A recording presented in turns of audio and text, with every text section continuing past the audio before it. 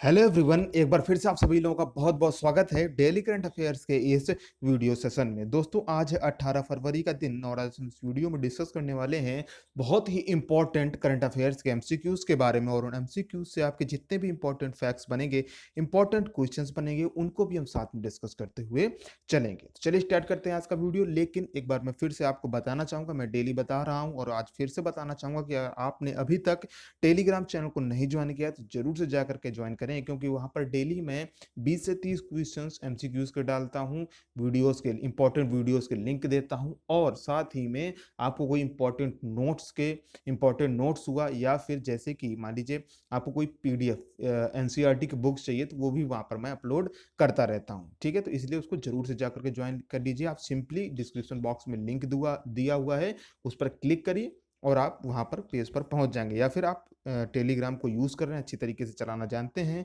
तो आप सीधे सर्च बॉक्स पर सर्च करें Academy24x7GS। ठीक है ना? हाँ, ये पूरा नाम आपको ये टाइप करना है, याद रखें। ठीक है, तो जैसे ही आप टाइप करेंगे आपको ये सामने पेज खुल करके आ जाएगा और आप चैनल खुल करके आ जाएगा, आप उसको ज्वाइन कर सकते हैं। चलिए, आई होप आपको मेरी बात समझ में आ गई होगी। बढ़ते हैं वीडियो में आगे की तरफ और देते हैं पहला क्वेश्चन। हाल ही में नेशनल इंफॉर्मेटिक्स सेंटर ने व्हाट्सएप की तर्ज पर किस नाम से एक टेक्स्ट मैसेजिंग प्लेटफॉर्म लॉन्च किया है? जी हाँ, ये आपके लिए एंड्रॉयड और आईओएस दोनों के लिए अवेलेबल है। अब जैसे ही आप गूगल पर सर्च करेंगे संदेश, तो वहां पर वेबसाइट का लिंक आएगा, वहां वेबसाइट से लिंक से जा करके आप इसको डाउनलोड कर सकते हैं बड़े इजी से। तो क्या हुआ, भारत सरकार ने, आप सभी जानते हैं, अभी कुछ दिन पहले प्राइवेसी को लेकर के काफी ज़्यादा चर्चा आ गया था। ठीक है ना? व्हाट्सएप काफ़ी ज़्यादा चर्चा में आ गया था प्राइवेसी को लेकर के, क्योंकि जो व्हाट्सएप के मेन डेवलपर हैं उन्होंने अब व्हाट्सएप को छोड़ दिया, क्योंकि व्हाट्सएप खरीद दिया फेसबुक ने। तो उन्होंने, जो मेन डेवलपर थे, उन्होंने एक नया ऐप चालू किया था, सिग्नल उन्होंने लॉन्च किया है और इसके बारे में एलॉन मस्क ने ट्वीट भी कर दिया था। ठीक है ना? तो इस वजह से काफ़ी ज़्यादा आपस में काफ़ी ज़्यादा ये दोनों ऐप चर्चा में आ गए। ठीक है ना? तो अब भारत सरकार ने भी उसके लिए एक काम किया है। भारत सरकार ने कहें या फिर नेशनल इंफॉर्मेटिक्स सेंटर ने अपना एक प्लेटफॉर्म लॉन्च कर दिया और इसका नाम रखा है संदेश। ठीक है, तो नाम जरूर आपको याद रखना है, ऑप्शन बी आपका सही होगा। तो नेशनल इंफॉर्मेटिक्स सेंटर ने व्हाट्सएप की तर्ज पर संदेश नाम का एक टेक्स्ट मैसेजिंग प्लेटफॉर्म लॉन्च किया है। ठीक है ना? इसको क्या कहते हैं? इसको गवर्नमेंट इंस्टेंट मैसेजिंग सिस्टम कहते हैं। ठीक है ना? Government instant messaging system, GIMS। अगर आपके एग्जाम में इसका फुल फॉर्म भी पूछा जाता है तो आपको जरूर से पता होना चाहिए। मैंने आपको बता दिया है, नोट डाउन कर लेना है। ठीक है ना? Government instant messaging system.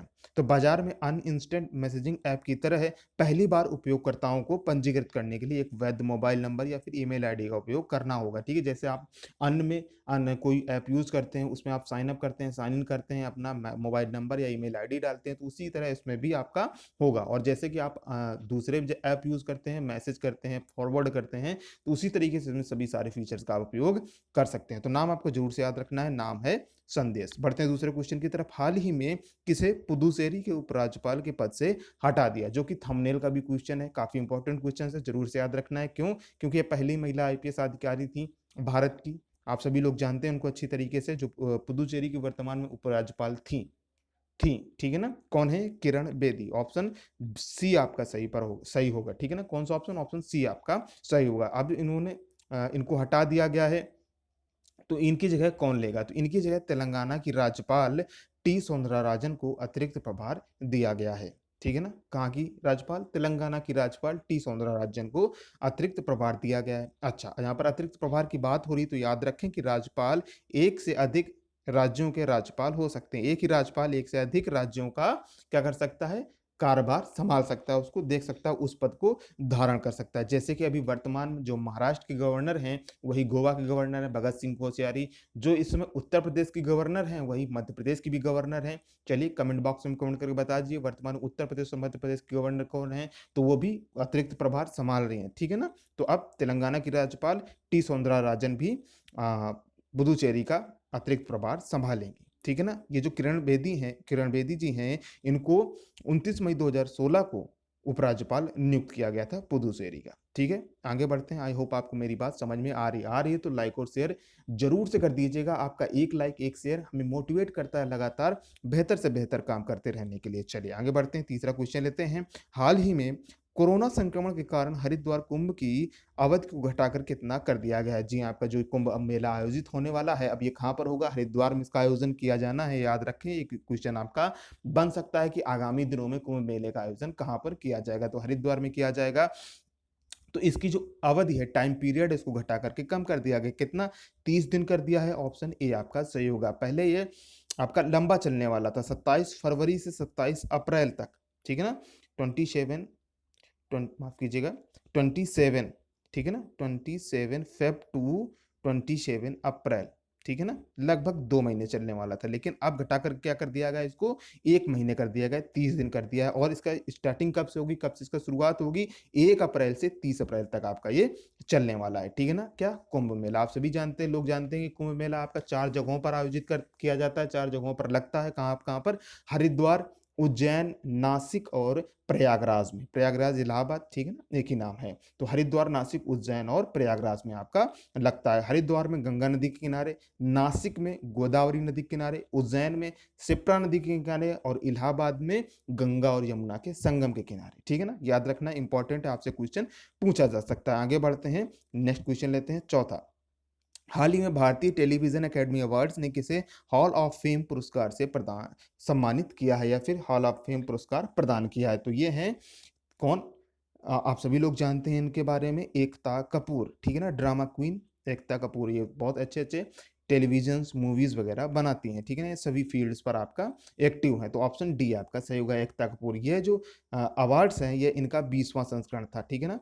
20th संस्करण था, 20वां संस्करण था। तो आप एकता कपूर को टेलीविजन के लिए, बॉलीवुड के लिए, ओटीटी प्लेटफॉर्म के लिए, यानी कि ओटीटी प्लेटफॉर्म क्या है? जो ऑनलाइन आप कंटेंट देखते हैं। अल्ट बालाजी नाम से इनका एक ओटीटी प्लेटफॉर्म भी है, तो आप अलग अलग जगहों पर इनके सभी शोज को देखते हैं, ठीक है ना? इन्हें 2020 में पद्मश्री पुरस्कार से भी सम्मानित किया गया था। किसे? एकता कपूर को। तो भारतीय टेलीविजन एकेडमी अवार्ड्स के हॉल ऑफ फेम से सम्मानित किया गया है एकता कपूर जी को, हॉल ऑफ फेम से। आगे बढ़ते हैं, 5वां क्वेश्चन लेते हैं। हाल ही में संयुक्त राष्ट्र पूंजी विकास कोष का कार्यकारी सचिव किसे नियुक्त किया गया है?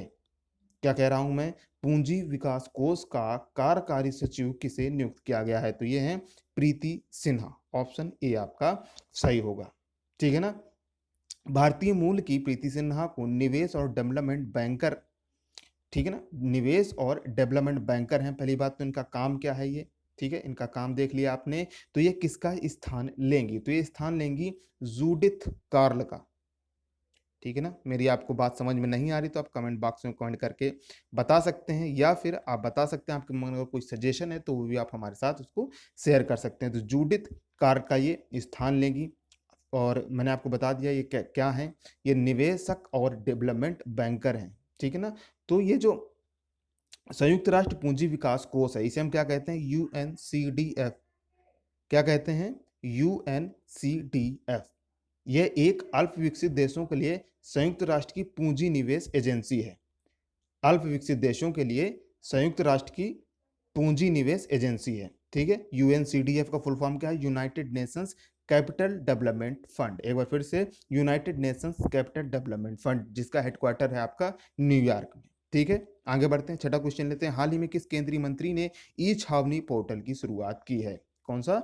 ई छावनी, ठीक है? तो ये आपका शुरुआत किया है रक्षा मंत्री श्री राजनाथ सिंह जी ने। ऑप्शन सी आपका सही होगा, ठीक है? इसमें क्या होगा, क्यों लॉन्च किया गया इसको? तो इसमें छावनी क्षेत्रों के निवासी नागरिक समस्याओं के बारे में अपनी शिकायतें इस पोर्टल पर दर्ज करा सकते हैं। यानी कि इनको कोई प्रॉब्लम आ रही है, जो भी छावनी परिसर में क्षेत्रों में वहां पर रहते हैं, तो इस आप ऑनलाइन ही अपनी शिकायत दर्ज कर सकते हैं। इनको कहीं किसी भी ऑफिस में चक्कर लगाने की जरूरत नहीं है। देश भर के कुल 62 छावनी बोर्डों में रहने वाले 20 लाख से अधिक नागरिकों को इससे क्या होगा? मदद मिलेगी इससे, ठीक है ना? कितने?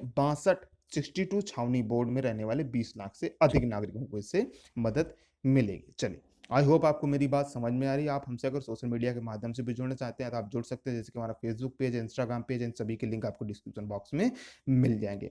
चलिए आगे बढ़ते हैं, नेक्स्ट क्वेश्चन लेते हैं। हाल ही में कंचोथ उत्सव, क्या नाम है? कंचोथ उत्सव कहाँ मनाया गया? तो यह उत्सव आपका जम्मू कश्मीर की चिनाब घाटी में मनाया गया। ऑप्शन डी आपका सही होगा। यह एक प्राचीन नाग संस्कृति का प्रतीक है। किसका? प्राचीन नाग संस्कृति का प्रतीक है। लोग ऐसा मानते हैं कि इस दिन भगवान शिव और देवी पार्वती का विवाह था। उसी के उपलक्ष्य में इस दिन को इस त्योहार को मनाते हैं कंचोत उत्सव का। कहाँ पर? जम्मू कश्मीर की चिनाब घाटी में इसको मनाया जाता है। आगे बढ़ते हैं, 8वां क्वेश्चन लेते हैं। हाल ही में डॉक्टर थंगजाम धबली सिंह, नाम याद रखना है आपको, डॉक्टर थंगजाम धबली सिंह को Order of the Rising Sun पुरस्कार से सम्मानित किया गया। इनका संबंध किस राज्य से है? ठीक है, आपको यहाँ पर ये थोड़ा सा छूट गया है, आपको बताना है कि इनका संबंध किस राज्य से है। तो इनका संबंध है मणिपुर से। ठीक है, कहाँ से? मणिपुर से। ऑप्शन ए आपका सही होगा। यह जापान का उच्च सम्मान है। कौन सा? Order of the Rising Sun. तो याद रखना है डॉक्टर साहब का, जो डॉक्टर धबली सिंह है, इनका संबंध है आपका मणिपुर से। ठीक है ना, तो यह जो पुरस्कार है, यह जापान का उच्च सम्मान है। ठीक है, ये जो आपके डॉक्टर धबली सिंह है, ये राज्य पर्यटन मंच के पूर्व अध्यक्ष भी रह चुके हैं। ठीक है, अब बात हो रही है जापान की। जो जापान के वर्तमान प्रधानमंत्री हैं योशिहिदे सुगा, इसके जो पूर्व प्रधानमंत्री हैं कौन है? शिंजो एबे। इनको अभी हाल ही में क्या दिया गया था? पद्म विभूषण पुरस्कार से भी सम्मानित किया गया था। मणिपुर की बात हो रही थी। मणिपुर के वर्तमान में सीएम है एन बीरेन सिंह और यहाँ गवर्नर हैं नजमा हेपतुल्ला।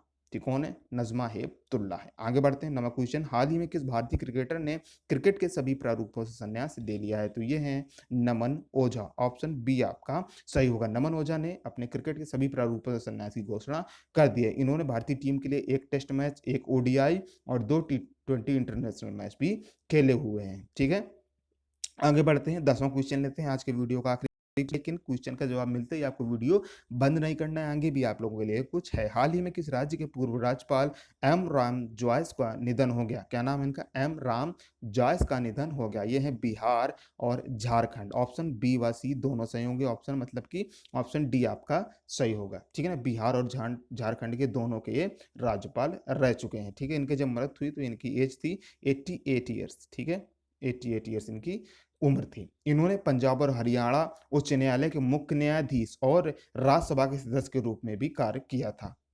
फिर से एक बार मैं बता देता हूं, इन्होंने पंजाब और हरियाणा उच्च न्यायालय के मुख्य न्यायाधीश और राज्यसभा के सदस्य के रूप में भी कार्य किया था। तो ये थे आज के आपके 10 क्वेश्चन। चले आगे बढ़ते हैं, वीडियो हम लेते हैं कल के क्वेश्चन का जवाब। मैंने आपसे कल पूछा था कि हाल ही में प्रधानमंत्री नरेंद्र मोदी जी की किस राज्य में महाराजा सुहेलदेव स्मारक की आधारशिला रखेंगे? तो नरेंद्र मोदी जी किस राज्य में महाराजा सुहेलदेव की स्मारक की आधारशिला रखी? ये है आपका उत्तर प्रदेश। उत्तर प्रदेश के बहराइच जिले में उन्होंने महाराजा सुहेलदेव की स्मारक की आधारशिला रखी। ठीक है, चलिए आगे बढ़ते हैं। अब लेते हैं क्वेश्चन ऑफ द डे। इसका जवाब को कमेंट बॉक्स में कमेंट करके बताना है। हाल ही में चर्चित आईपीएल टीम किंग्स 11 पंजाब का नया नाम क्या है? 4 ऑप्शन है आपके पास, इनमें से जो भी आपको ऑप्शन करेक्ट लगता है कमेंट बॉक्स में कमेंट करके बता सकते हैं। वीडियो आपको अगर पसंद आए तो लाइक और शेयर जरूर से कर देना है। आपके मन में अगर कोई सजेशंस है तो वो भी आप हमारे साथ डिस्कस कर सकते हैं। अगर आपने अभी तक चैनल को सब्सक्राइब नहीं किया तो चैनल को जरूर सब्सक्राइब कर नोटिफिकेशन बेल को प्रेस कर लें, जिससे आप कोई भी वीडियो मिस ना कर सकें। और अभी तक चैनल टेलीग्राम चैनल को नहीं ज्वाइन नहीं किया है तो आप जरूर से ज्वाइन कर लें। डिस्क्रिप्शन बॉक्स में लिंक मिल जाएगा, या फिर आप सिंपली सर्च कर सकते हैं Academy 24/7 GS। Thanks for watching. मिलते हैं नेक्स्ट वीडियो में, तब तक के लिए आप सभी को बहुत बहुत धन्यवाद।